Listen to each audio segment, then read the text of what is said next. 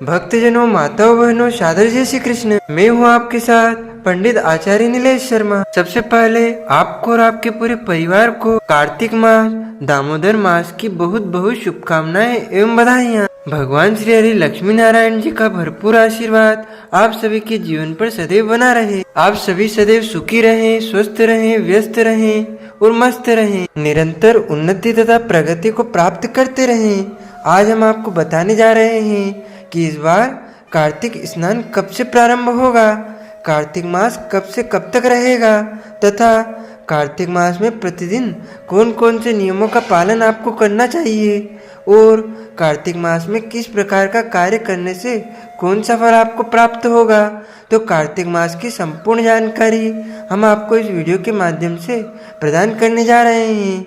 आप सभी से अनुरोध है कि इस ज्ञानवर्धक वीडियो को अंत तक देखिएगा और देखने के बाद अधिक से अधिक लोगों को शेयर भी कर दीजिएगा। भगवान श्री हरि विष्णु जी का परम प्रिय कार्तिक मास दामोदर मास का आरंभ इस बार 17 अक्टूबर 2024 गुरुवार से हो जाएगा, जो कि 15 नवंबर 2024 शुक्रवार तक रहेगा। आश्विन मास के शुक्ल पक्ष की शरद पूर्णिमा तिथि के दिन से कार्तिक मास का आरंभ माना जाता है। इस बार शरद पूर्णिमा का व्रत तथा पूजन कार्य 16 अक्टूबर को है। उसके बाद अगले दिन उदय व्यापिनी यानी सूर्योदय व्यापिनी जो पूर्णिमा है वह 17 अक्टूबर 2024 गुरुवार से रहेगी। इसी दिन से कार्तिक मास का स्नान आरंभ हो जाएगा। कार्तिक मास को भगवान विष्णु की पूजा और तुलसी जी की पूजा के लिए सबसे विशेष माना जाता है। कार्तिक मास का समापन 15 नवंबर 2024 शुक्रवार को हो जाएगा। हमारे धर्म ग्रंथों और पुराणों में चतुर्मास का सबसे प्रमुख महीना कार्तिक मास है।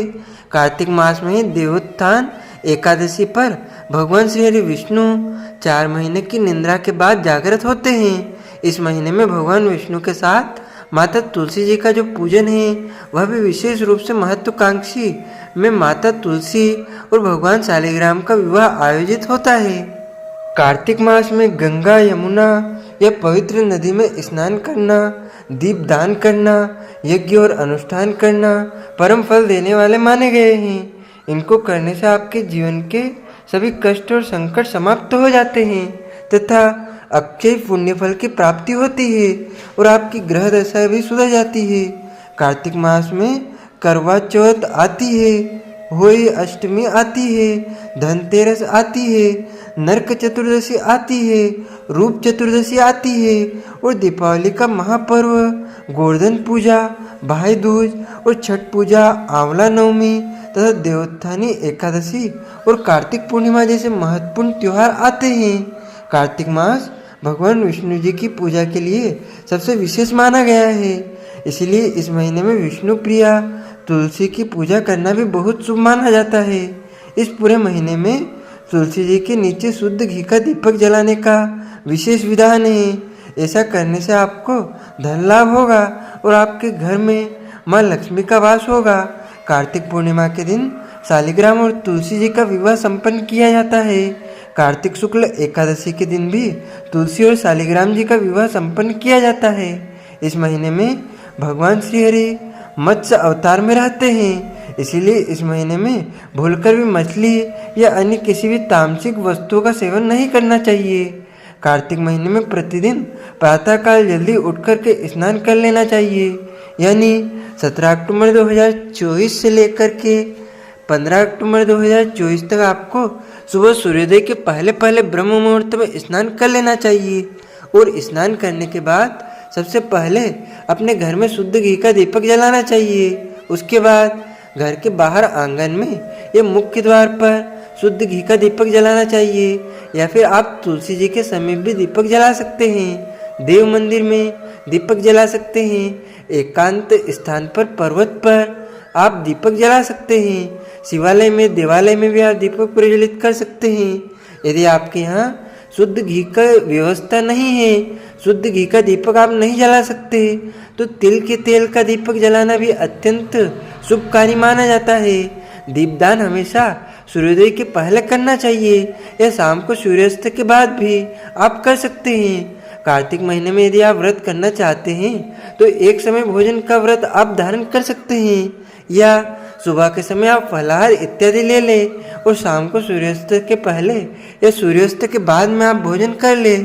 प्रतिदिन आप सुबह शाम भगवान का पूजन अर्चन करें, दीप दान करें और अधिक से अधिक भगवान के नामों का उच्चारण करें।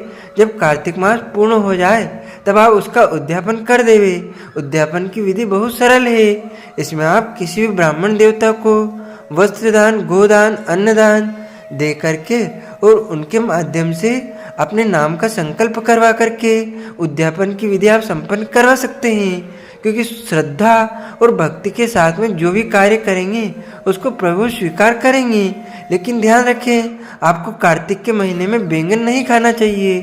बैंगन खाना अशुभ माना जाता है। साथ ही इस महीने में द्विदल अर्थात जो अनाज के 2 भागों में बटे हो उनका सेवन नहीं करना चाहिए। जैसे उड़द नहीं खाना चाहिए, चना नहीं खाना चाहिए, मसूर नहीं खाना चाहिए, मूंग नहीं खाना चाहिए, मटर नहीं खाना चाहिए। कार्तिक मास में जीरे का भी उपयोग करना वर्जित माना गया है। वैसे तो जीरा स्वास्थ्य के लिए फायदेमंद माना गया है, लेकिन कार्तिक मास में जीरा खाना वर्जित माना जाता है। इसका कुछ वैज्ञानिक कारण भी है। कार्तिक महीने में दही का सेवन नहीं करना चाहिए। आपकी सेहत और आर्थिक दृष्टि से दोनों में लाभ होगा। कार्तिक में दही खाना संतान के लिए अशुभ माना जाता है, इसीलिए आपको कार्तिक के महीने में भूलकर भी दही नहीं खाना चाहिए। कार्तिक के महीने में करेला नहीं खाना चाहिए। करेला वात रोग बढ़ाने वाला माना गया है। इस महीने में करेले में कीड़े भी पड़ जाते हैं, इसलिए कार्तिक के महीने में करेला खाना स्वास्थ्य के लिए हानिकारक माना गया है। कार्तिक के महीने में लहसुन, प्याज, मूली का सेवन नहीं करना चाहिए। इस मौसम में कफ दोष और पित्त दोष संबंधित बीमारियां होने की संभावना प्रबल रहती है, इसीलिए इस महीने इन वस्तुओं का सेवन नहीं करना चाहिए। कार्तिक के महीने में परम पावनी गंगा नदी में डुबकी लगाना बहुत ही शुभ माना जाता है।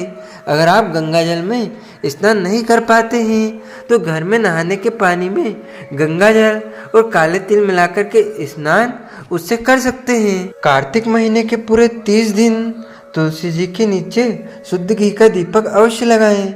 अगर आप लगातार इतने दिन दीपक जलाने में असमर्थ हैं तो देवोत्थान एकादशी से लेकर के कार्तिक पूर्णिमा के दिन कम से कम 5 दिन दीपक अवश्य लगाएं।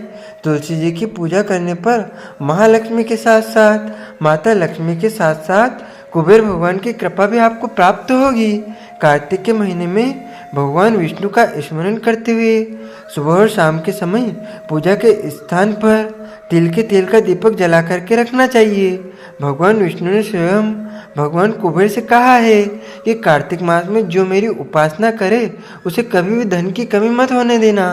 कार्तिक के महीने में चारपाई पर यानी पलंग पर सोना वर्जित माना गया है। इसके बजाय भूमि पर कंबल का आसन बिछा करके या गद्दी बिछा करके आपको सोना चाहिए। इसके साथ ही कार्तिक के महीने में जरूरतमंद को यथासंभव अन्नदान, वस्त्रदान करें। प्रतिदिन सुबह सूर्य भगवान को जल अर्पण करें। कार्तिक में धन से संबंधित विशेष आराधना और उपासना की जाती है, जिससे धन, आयु, आरोग्य की प्राप्ति होती है। अपने अंधकार दूर होकर के जीवन प्रकाशन हो जाता है। भगवान नारायण, माता महालक्ष्मी को दीपक लगाने से आपको अक्षय पुण्य फल की प्राप्ति होगी। मनुष्य पुण्य का भागी होकर के वो लक्ष्मी की कृपा को प्राप्त करता है। कार्तिक के महीने में किया गया स्नान दान, दीप दान और तुलसी जी की पूजा विशेष फलदायी मानी गई है। स्कंद पुराण तथा पद्म पुराण के अनुसार इस माह में धर्म, अर्थ, काम, मोक्ष को देने वाला है। कार्तिक के महीने में खास तौर पर दीपावली के बाद गोपाष्टमी, आंवला नवमी और देवउठनी एकादशी पर पूजन का विशेष महत्व है। अग्नि पुराण में बताया गया है कि जो मनुष्य देव मंदिर अथवा ब्राह्मण के घर में कार्तिक के महीने में दीपदान करता है वह अपने जीवन में जो भी चाहता है वह सब कुछ प्राप्त कर लेता है।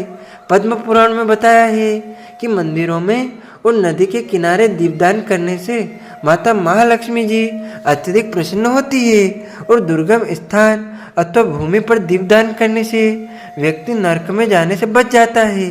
जिससे कार्तिक के महीने में भगवान केशव यानी भगवान कृष्ण के सामने दीपदान किया है उसने संपूर्ण यज्ञों का अनुष्ठान कर लिया है और समस्त तीर्थों में गोता लगाने के समान फल की प्राप्ति होती है। ब्रह्म वैवर्त पुराण में कहा गया है कि जो कार्तिक के महीने में भगवान श्री हरि को घी का दीपक दान करता है या उनके सामने दीपक जलाता है, वह दीपक जितने पल जलता है उतने वर्षों तक वह प्राणी भगवान श्री हरि के धाम में आनंद पूर्वक निवास करता है, फिर अपनी योनि में आकर के भगवान विष्णु की भक्ति को प्राप्त करता है और सभी प्रकार के जीवन में सुख और यश की प्राप्ति करता है।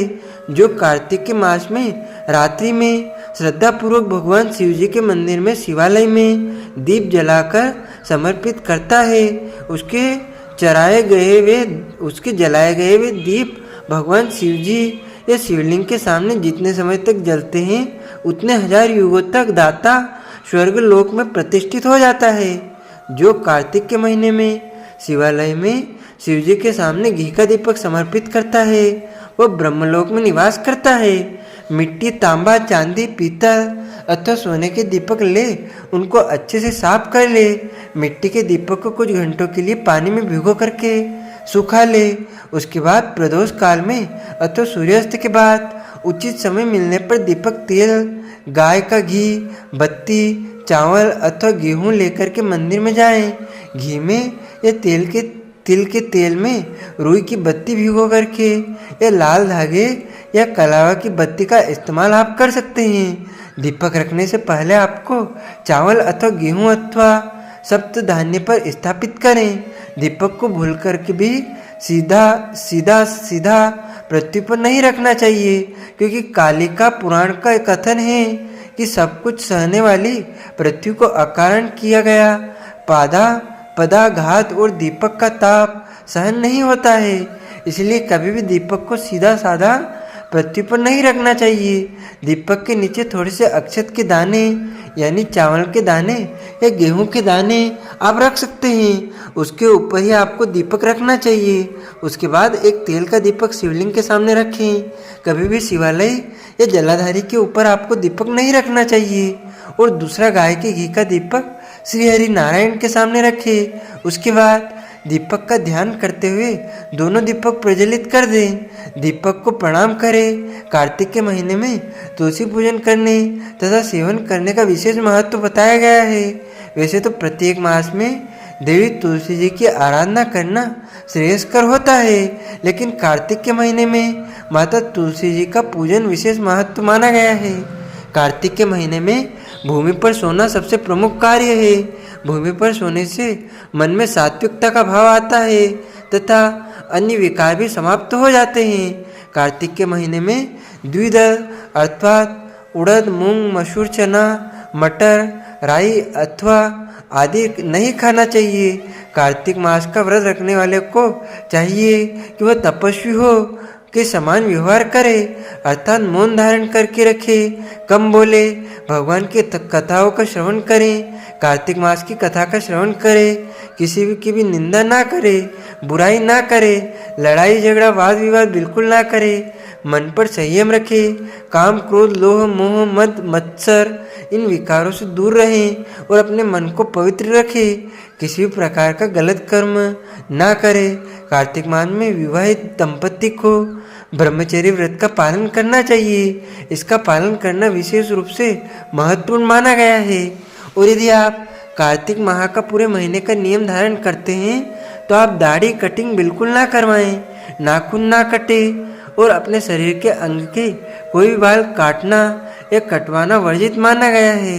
जैसे सतयुग के समान कोई युग नहीं है, वेदों के समान कोई शास्त्र नहीं है और गंगा जी के समान कोई भी तीर्थ नहीं है, वैसे ही कार्तिक मास के समान कोई भी मास नहीं है। ऐसा स्कंद पुराण में लिखा हुआ है। भविष्य पुराण में बताया हुआ है कि हे ऋषि, जो भगवान श्री कृष्ण के मंदिर के अंदर और बाहर दीप माला की व्यवस्था करता है वह उन्हीं दीपों द्वारा प्रकाशित पथ पर परम धाम के लिए प्रस्थान करेगा।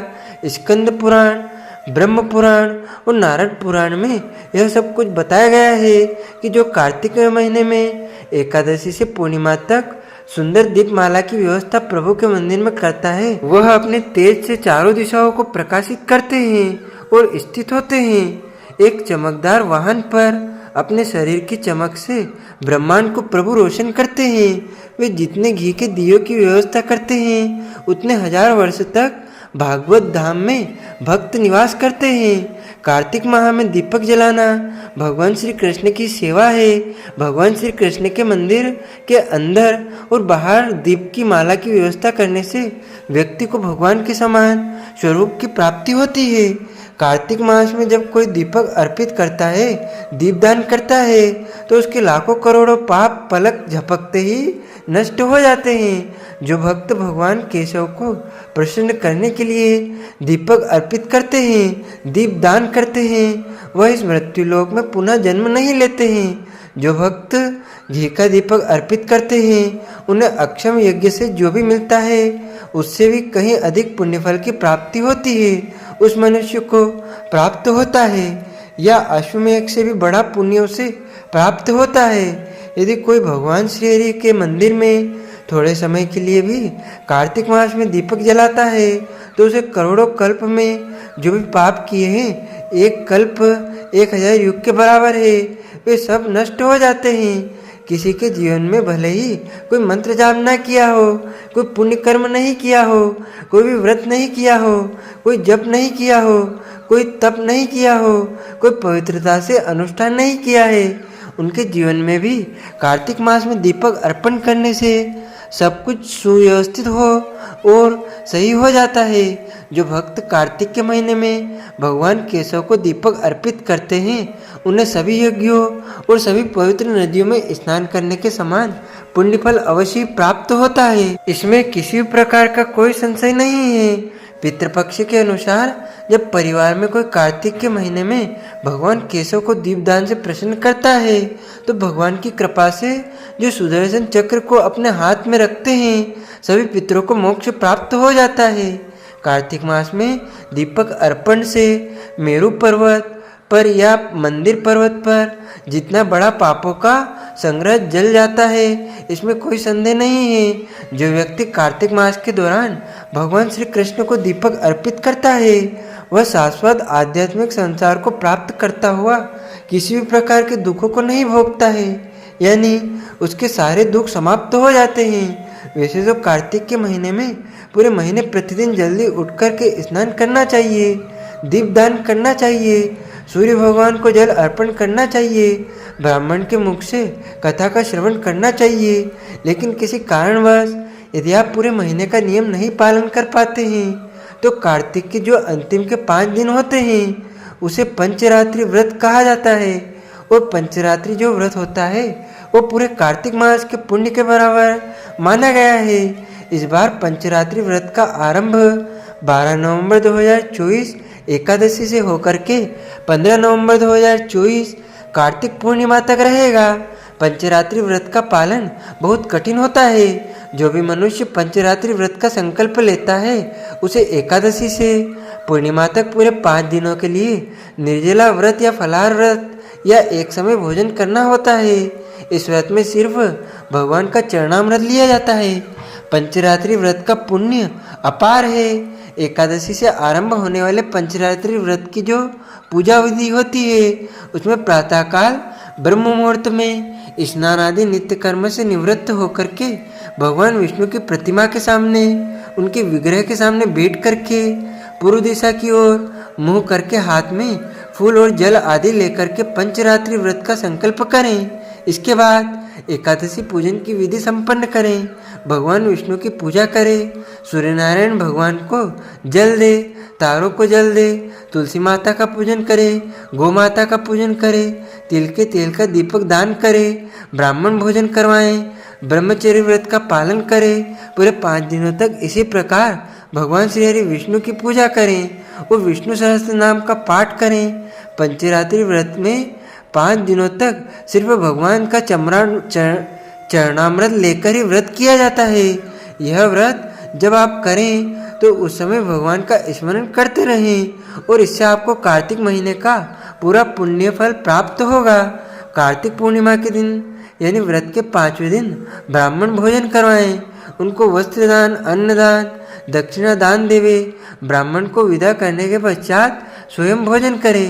इस प्रकार पंचरात्रि व्रत करने मात्र से पूरे कार्तिक मास का पुण्य आपको प्राप्त हो जाएगा। तो भक्तजनों, माताओं बहनों, यदि आप कार्तिक मास के निमित्त हमारी कथा का श्रवण करना चाहते हैं या कार्तिक मास के निमित्त अन्नदान, वस्त्रदान, गोदान करना चाहते हैं तो आप अपना नाम व गोत्र हमें व्हाट्सएप के माध्यम से भेजें और नगद धनराशि हमारे फोन पे QR कोड के माध्यम से पहुंचाकर कार्तिक मास का संपूर्ण पुण्य लाभ आप प्राप्त कर सकते हैं। साथ ही आप सभी से अनुरोध है कि हमारे इस ज्ञानवर्धक वीडियो को आप अधिक से अधिक शेयर कीजिएगा, लाइक कीजिएगा तथा कमेंट में प्रभु का नाम अवश्य लीजिएगा तथा अभी तक आपने सब्सक्राइब नहीं किया है तो सब्सक्राइब करके बेल आइकन को ऑन अवश्य कर दीजिएगा ताकि इसी प्रकार के वीडियो सबसे पहले आपको प्राप्त हो सके। आप सभी को सादर जय श्री कृष्ण, सादर धन्यवाद। जय श्री राम।